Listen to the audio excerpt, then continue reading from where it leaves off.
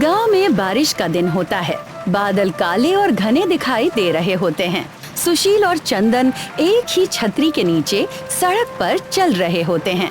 दोनों को भूख लगी होती है और वे कुछ खाने की तलाश कर रहे होते हैं, लेकिन सड़क पूरी तरह खाली दिखाई देती है। आसपास कोई ठेला वाला भी नजर नहीं आता। सुशील, इस मूसलाधार बारिश में पेट में चूहे कूद रहे हैं। कुछ गर्मा गर्म खाने को नहीं मिला तो मैं यहीं गिर जाऊंगा। अरे चंदन, थोड़ा धीरज रखो यार। इस मौसम में भूख तो सबको लगती है। बस 2 मिनट और, चौक आने ही वाला है, वहाँ कुछ ना कुछ तो मिल ही जाएगा।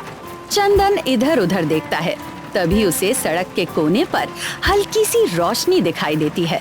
सामने बसु का ठेला खुला दिख रहा है। हाँ, खुला तो है। चलो जल्दी भागो, वरना बारिश और तेज हो जाएगी। दोनों जल्दी से उस दुकान की तरफ बढ़ने लगते हैं। दोनों दुकान तक पहुंचते हैं और वहां बसु को देखते हैं। बसु अपने ठेले पर ताजे समोसे और ब्रेड पकोड़े तल रहा होता है। कढ़ाई का तेल काला और चिपचिपा दिखाई दे रहा होता है। आसपास की जगह भी थोड़ी गंदी होती है और ठेले के पास मक्खियाँ उड़ रही होती हैं। चंदन ताजे समोसे को देखकर ललचा जाता है, जबकि सुशील आसपास की गंदगी देखकर थोड़ा परेशान दिखाई देता है। वाह बसु भाई, गर्मा गर्म समोसे छान रहे हो।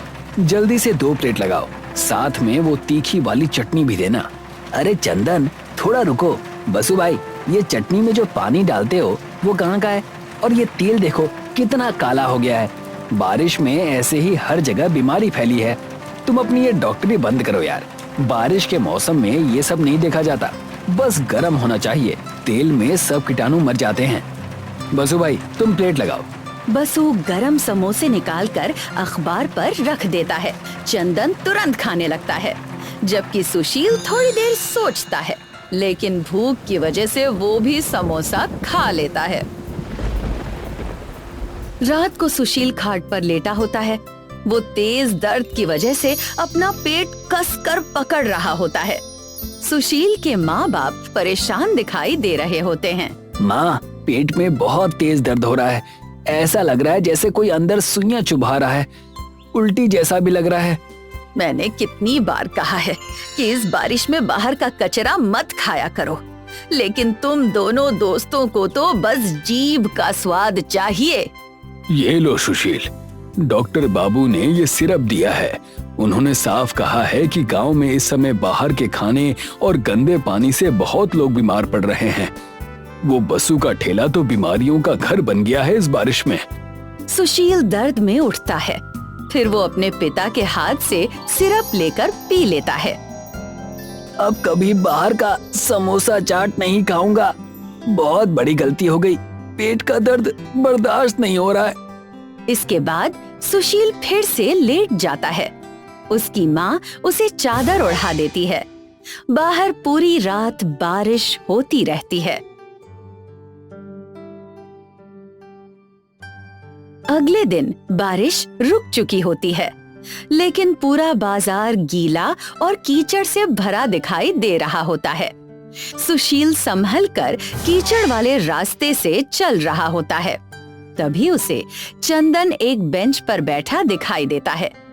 चंदन दर्द की वजह से अपना पेट पकड़कर बैठा होता है। उसकी हालत सुशील से भी ज्यादा खराब लग रही होती है। क्या हुआ चंदन? तुम्हारी हालत तो मुझसे भी ज्यादा खराब लग रही है। मत पूछो, कल रात से 10 बार शौचालय भाग चुका हूँ। डॉक्टर ने ड्रिप चढ़ाने को बोला था, पर मैंने दवा से काम चलाया। वो कल का समोसा तो जहर निकला यार। मैंने कल ही कहा था, वो तेल और पानी दोनों दूषित थे। बारिश में मक्खियां हर जगह गंदगी फैलाती हैं, लेकिन हमें तो बस स्वाद चाहिए था। स्वाद के चक्कर में जान आफत में आ गई है। लेकिन यार, इस मौसम में शाम को कुछ चटपटा और गर्मा गर्म खाने का मन तो करता ही है। ऐसा क्या खाएं जो साफ भी हो और इस मौसम का मजा भी दे। यही तो मैं भी सोच रहा हूँ। बिना तेल और गंदे पानी के ऐसा क्या हो सकता है।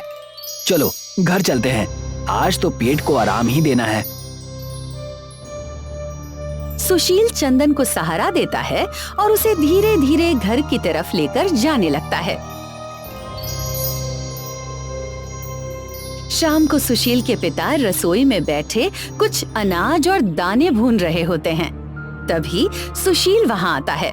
उसे ताजा भुनी हुई चीजों की खुशबू आती है और वो उत्सुक होकर देखने लगता है। पापा, ये क्या कर रहे हैं?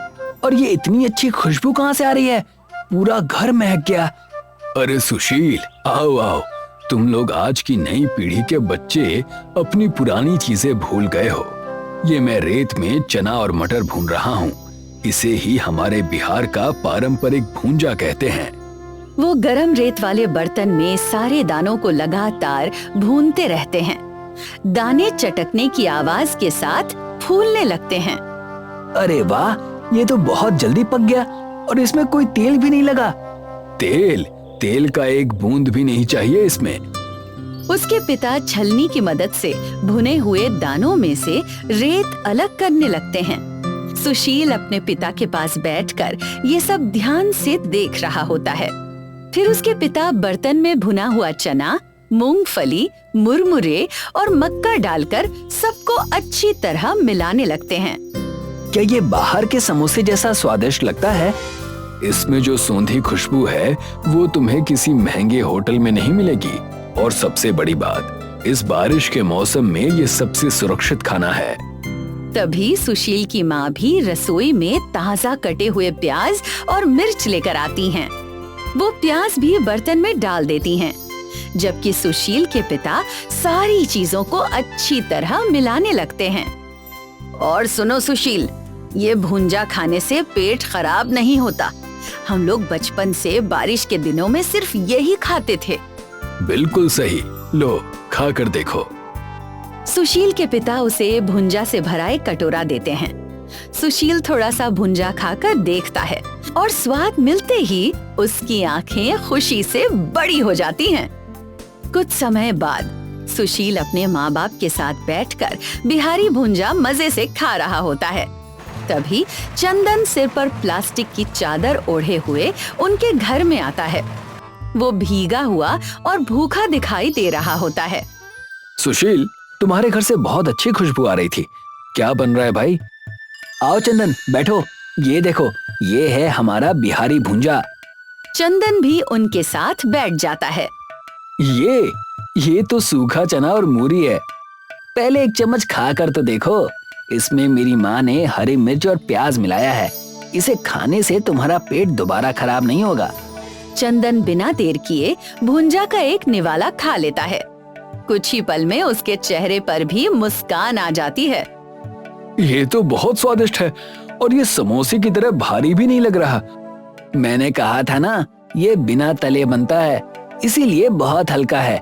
बारिश में इससे बेहतर और साफ नाश्ता कोई हो ही नहीं सकता। सभी लोग एक साथ बड़े बर्तन से भुंजा खाते रहते हैं और बाहर होती बारिश को देखते हुए उसका आनंद लेने लगते हैं।